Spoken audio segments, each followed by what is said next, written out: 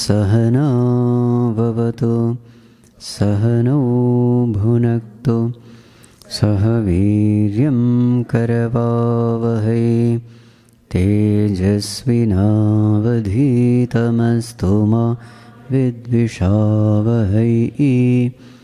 ॐ शान्ति शान्ति शान्तिः। ॐ नमो नारायणाय।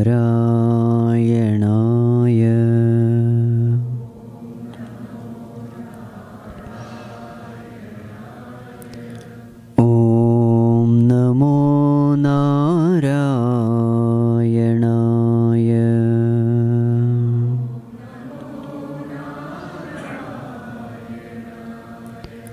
ॐ नमो नारायणाय।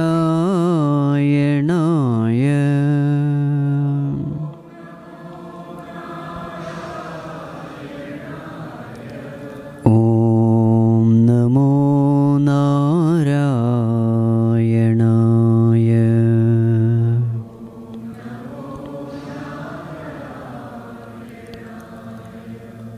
ॐ नमो नारायणाय।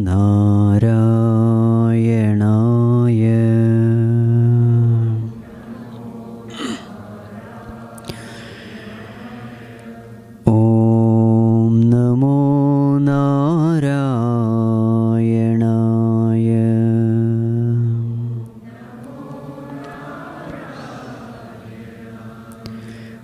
ॐ नमो नारायणाय।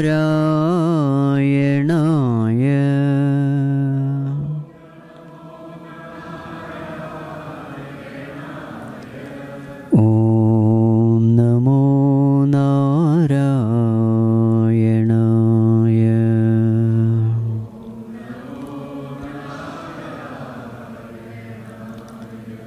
ॐ नमो नारायणाय।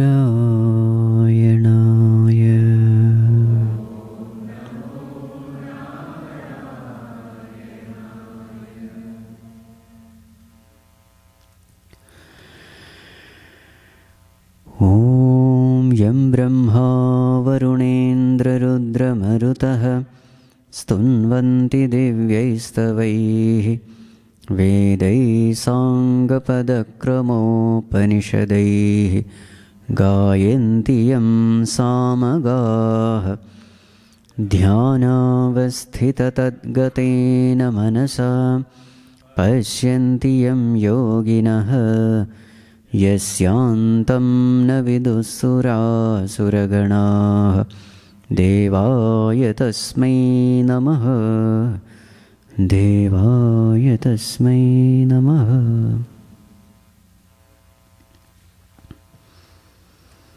Let us chant from 11, 12, 13, 14.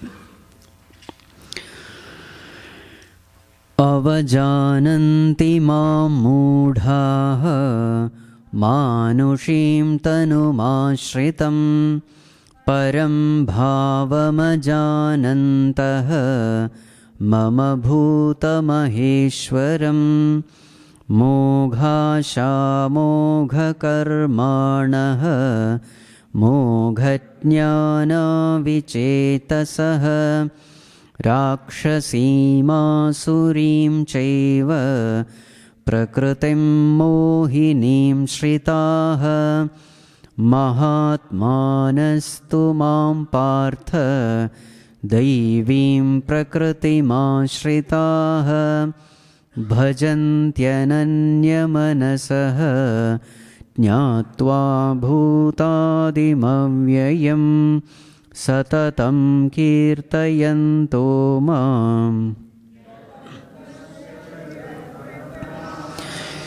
नमस्यन्तश्च मां भक्त्या नित्ययुक्ता उपासते।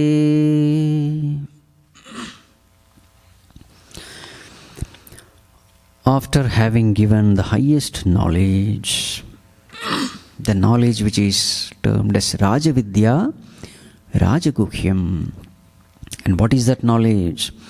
That knowledge is The whole world is existing in the self.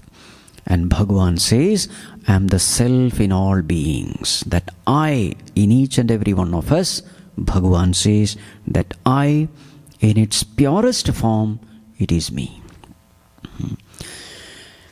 So this is the highest knowledge. The whole world is existing in the self, in that pure consciousness.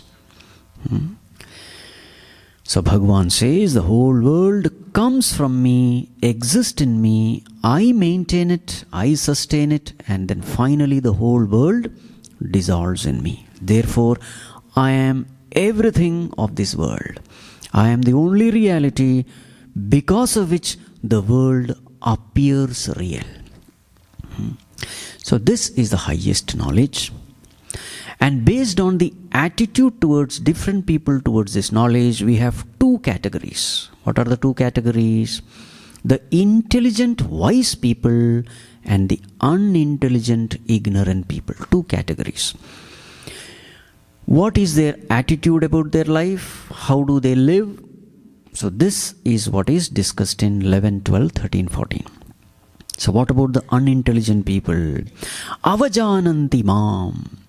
Those unintelligent people completely ignore me, disregard me. I am there in their heart as the very self in them, but they ignore me. Why do they ignore me?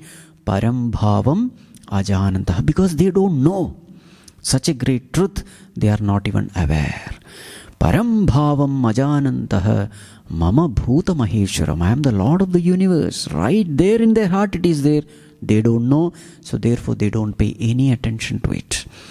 So what happens in their life? What is the price they pay for ignoring this great knowledge? Moghasha mogha karmana. Their knowledge is in vain, desires are in vain, hopes and expectations are in vain, future plans are in vain, actions are in vain, therefore they live a vain life. And what are their characteristics? Rakshasim, Mohinim, Asurim. They become indulgent, they become extroverted, they become selfish, they are completely deluded. This is their nature. On the other hand, Mahatmanastu Mam Partha Devim Prakritim Ashritaha. What about Mahatmas, the wise people, those people who have been exposed to this great knowledge of the scriptures? What about them? Bhajanti ananya manasaha. They are also living in this world. They also have duties and responsibilities. They may also be living in family life, but all the time the mind is upon that reality. Even as they are fulfilling their duties in the world outside, their mind is holding on to this truth, because they know that this self in me, this consciousness in me, what is their nature? Jnatva bhuta adim avyayam. This consciousness is the very support, very substratum, the very reality, and the only thing which is imperishable in this world. The rest, everything in this world is perishable. This one entity is imperishable. So if I want permanent happiness, the permanent happiness can come only from this permanent thing in me, the Supreme Self in me. So with this knowledge, they worship me wholeheartedly. And now verse number 14 shows how this devotee evolves in the path of spirituality. So in the last class we had seen. So what is the first step?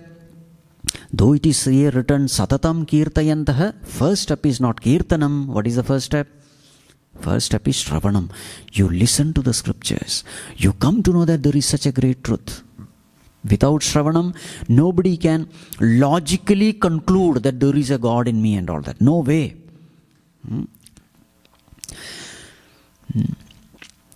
It is just not possible to rationally, logically deduce the existence of God.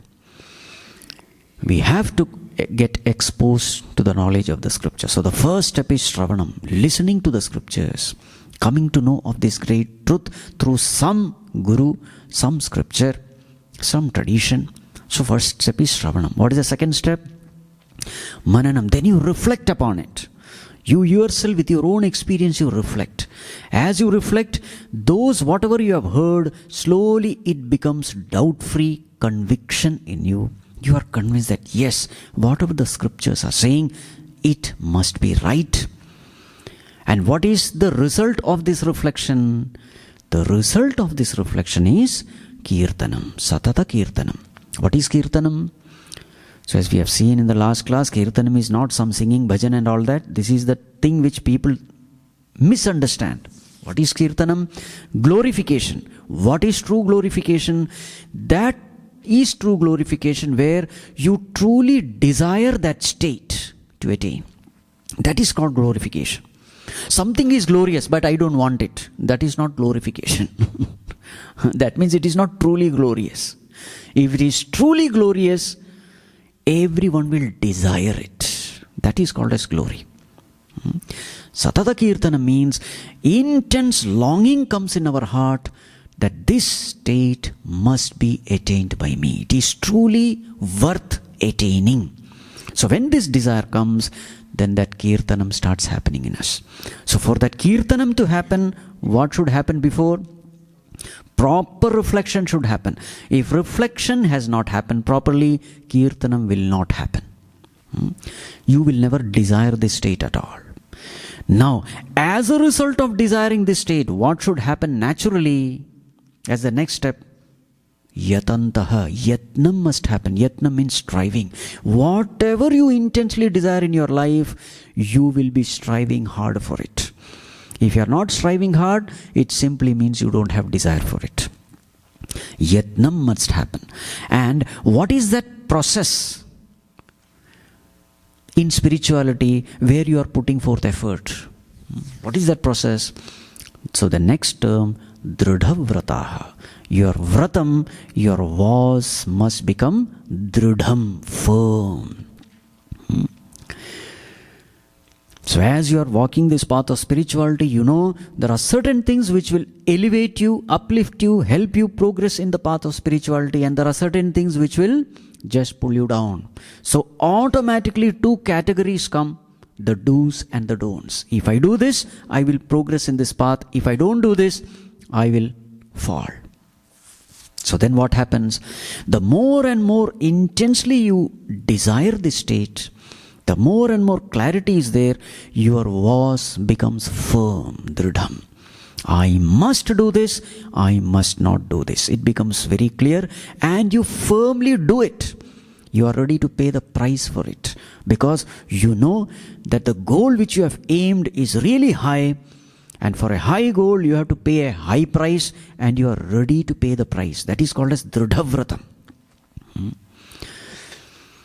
The effort is nothing compared to the goal which I have aimed at. So, Vratam, the vows become Dridham, firm, uncompromising attitude. But there are times when we completely become helpless because of our strong addiction, strong vasana, strong inclination, strong habits, strong likes and dislikes. I know these imperfections in me. I am striving hard, but even then I am not able to win over it. Many of the desires of the world are like that. The moment you are in front of that sense object, you become completely paralyzed. So then what you have to do? Namasyantyascha mam bhaktya. Bhagavan himself says that. Daivi hesha gunamayi mama maya duratyaya, Bhagavan says. Nobody can win over my maya. Bhagavan himself says that. But then what is the solution? Mameva ye prapadyante maya metam tarantite. Those who surrender unto me and strive, they will win over. So therefore, whenever such moments are there, when you are not able to win over that weakness, then what has to be done? Namasyantescha mam bhaktya. Bow down to Bhagavan with all humility and then strive. So with God's grace and self-effort, so this is a formula for success. God's grace plus self-effort equal to success.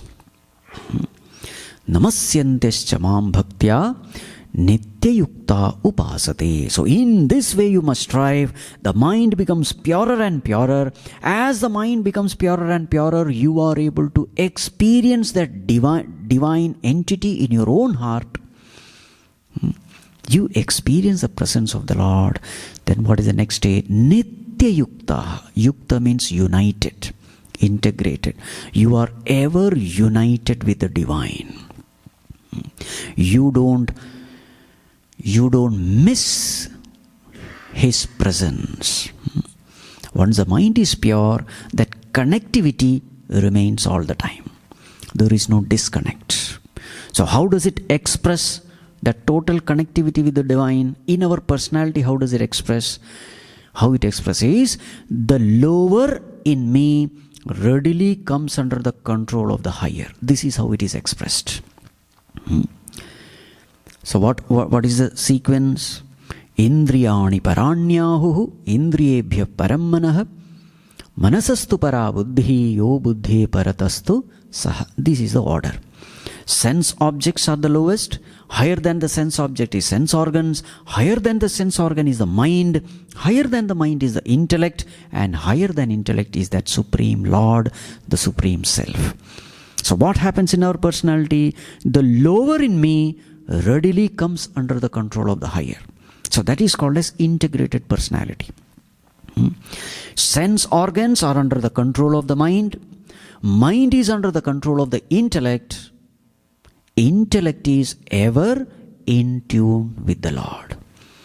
So then intellect is very clear what is right and wrong.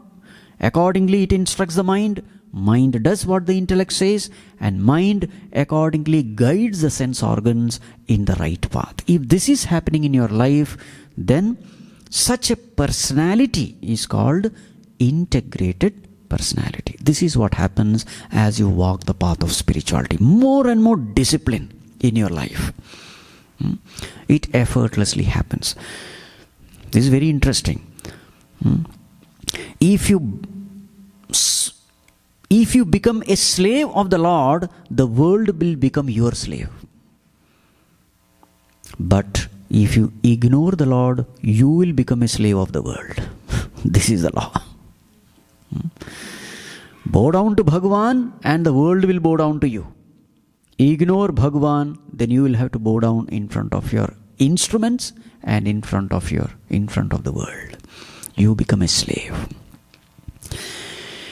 Right. Now, the various ways in which devotees worship the Lord, that topic is taken up. There are various ways in which we can worship the Lord. Verse number 15. Jnana yatnena chapyanye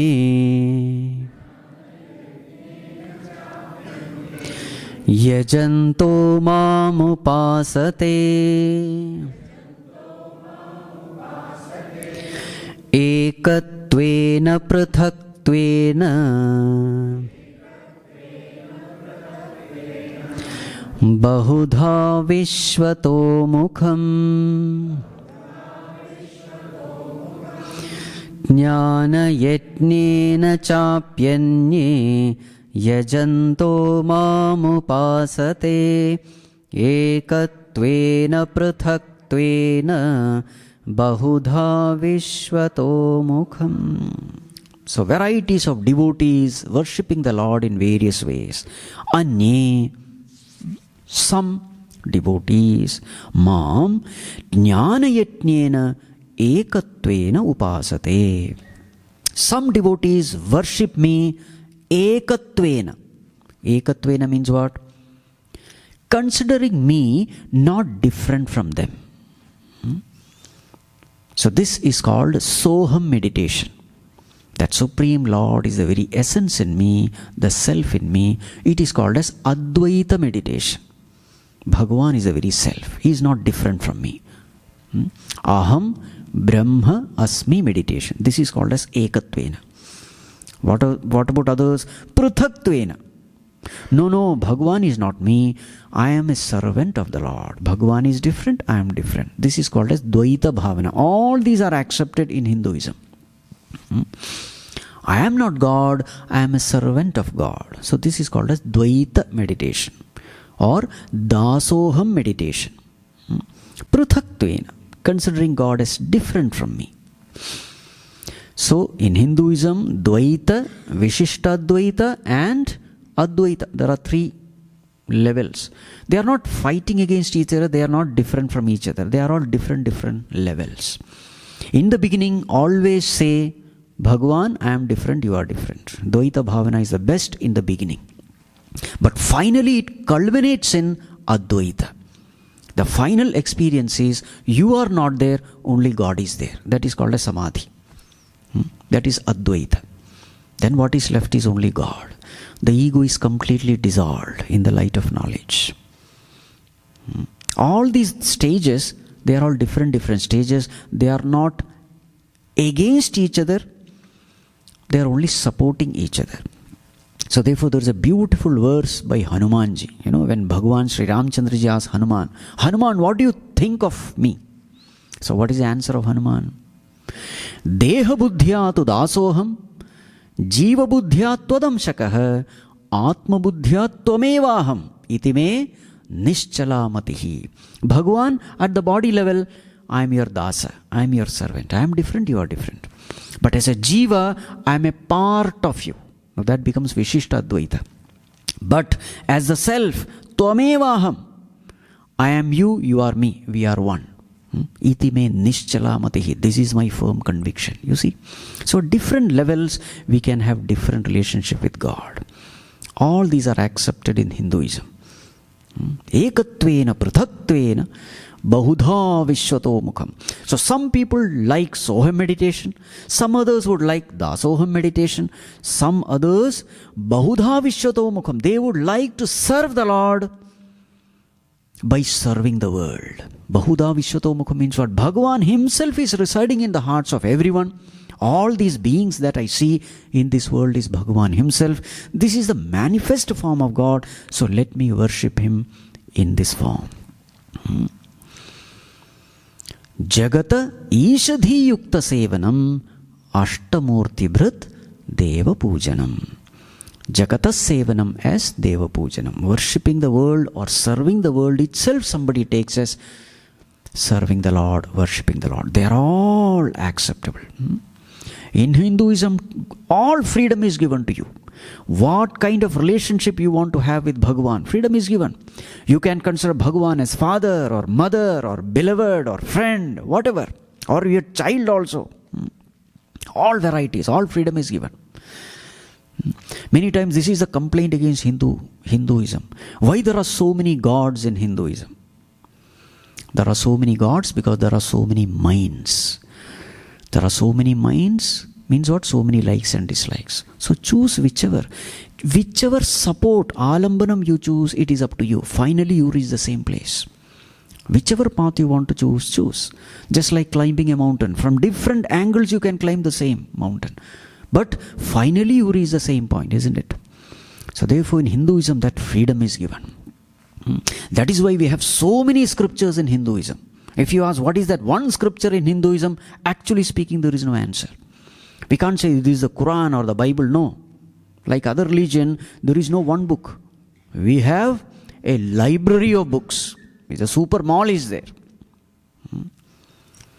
Mahabharata, Ramayana, 18 Puranas, Yoga Sutra of Patanjali, that itself is a huge one. Yoga Vasishtha, I think around 30,000 verses are also there. So many scriptures. Why? So many paths, so many minds. So Hinduism is like, what you call,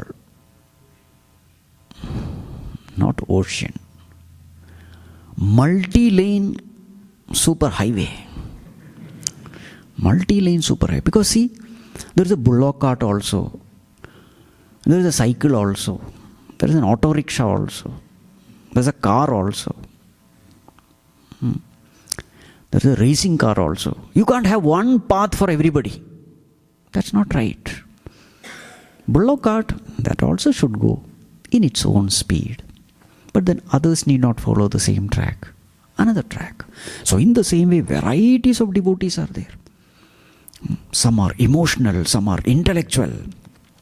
Some would like bhajan, some would like chanting, some would like just sitting in silence. Some are rational, logical, some are very emotional, some are service oriented, some are hatha yoga oriented. yogasanas, etc. You can't have the same path for everyone. So therefore, various paths are given. Bhakti Yoga, Jnana Yoga, Ashtanga Yoga, Raja Yoga, Kundalini Yoga. All yogas are accepted in Hinduism. It's a wild growth. Hinduism is a wild growth. If you want to have a glimpse of Hinduism, attend Kumbh Mela there. And see the kinds of sadhus and kinds of tapas they are doing. Varieties of them. Nowadays, because we have YouTube, we find what all kinds of sadhus are there. One sadhu all the time raising one hand. That is his sadhana. 12 years he has not kept his hand down. One. Another sadhu standing on one leg. Another sadhu, he has not eaten for 12 years. What all kinds of sadhanas they are doing. Another sadhu, on his head, he has cultivated some rice grains and all that. It's growing. And then, once the crop happens, he distributes. Another sadhu, he is making rabdi. And then distributing it to everyone who comes there. Varieties of sadhus. Another one, whole body is Rudraksha. You see all kinds of sadhus there. And of course, naked sadhus are plenty. They're all different kinds of sadhanas. And wherever you take pain in order to reach God, definitely there will be gain. Any sacrifice you do for the sake of God, any pain you undertake for the sake of God, definitely you are going to be blessed. So our prostration to all those Mahatmas who have gathered there. It is the greatest gathering in the whole world, it seems. It is one of the greatest stunning thing, because Hinduism is just 8%. And here is the biggest gathering of sadhus on this planet. So, why I am saying all this? Because varieties of sadhanas. Jnana yatnena chapyenne yajanto mamupasate ekatvena pruthatvena bahudha vishwatomukham. Bahudha vishwatomukham means what? Multifaceted. All are devotees. They are all inspired by the divine. That Bhagavan himself is inspiring everyone. And they are following different paths. But they are all coming to me alone. More of it we will see in the next class. Om Sarve Bhavantu Sukhinah Sarve Santu Niramayah Sarve Bhadrani Pashyantu Ma Kaschid Dukkha Bhag Bhavet Asato Ma Sadgamaya Tamaso Ma Jyotirgamaya Mrityorma Amritam Gamaya Om Purnamadav Purnamidam Purnat Purnamudachyate Purnasya Purnamadaya Purnamevavashishyate Om Shanti Shanti Shanti Harihi Om Shri Gurubhyo Namaha Harihi Om.